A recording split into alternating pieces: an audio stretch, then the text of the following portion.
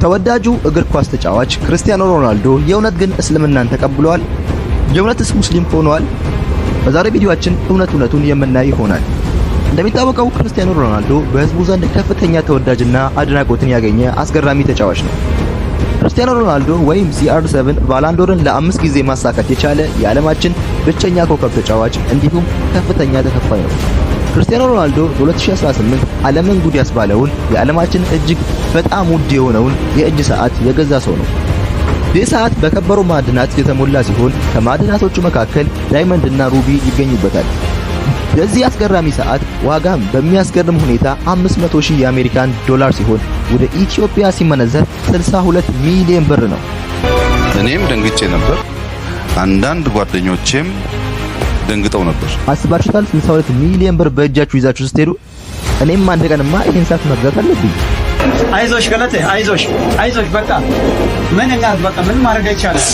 ክርስቲያኖ ሮናልዶ በዚህ ጊዜ ነበር ወደ ሳውዲ አረቢያው አልናስር ክለብ በ120 ሚሊዮን ዶላር የተዘዋወረው። አልናስር ክለብ መግባቱም ለእስልምና እንዲቀርብ ምክንያት ሆኖታል። እንደሚታወቀው ሌሎች የአውሮፓ ሀገራት በእረፍት ሰዓታቸው በመስናናት በመጨፈር ነው ጊዜያቸውን የሚያጠፉት። በዚህ በአረቡ ዓለም ግን እንደዚህ አይነት ነገር ከናንካቴውም አይስተዋሉም። ብዙ ሰዎች ክርስቲያኖ ሮናልዶ በድብቅ እስልምናን ተቀብሏል የሚል አዝማሚያም አላቸው። እንዲህ ሊሉ የቻሉበት ምክንያት ዛሬ አንድ በአንድ አሳያችኋለሁ።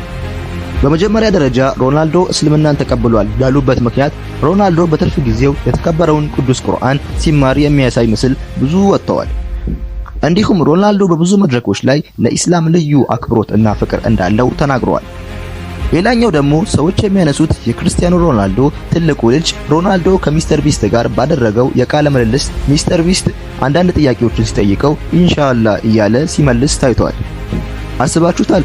አንድ የ14 ዓመት ልጅ በብዙ ሀብት የተከበበ አባቱ ስለ እስልምና ግልጽ ቢያደርግለት ነው እንጂ እንዲህ ይላል ብዬ አላስብም። በእኔ አስተሳሰብ ደግሞ ሮናልዶ በድብቅ በመስለም ከህዝቡ ደብቆ ይዞታል ብዬ አስባለሁ። ምክንያቱም ሮናልዶ በህዝቡ ዘንድ በጣም አድናቆት ያለው ስለሆነ መስለሙን ግልጽ ካደረገው በህዝቡ ዘንድ ሁከት እንዳይነሳ ፈርቶም ይሆናል።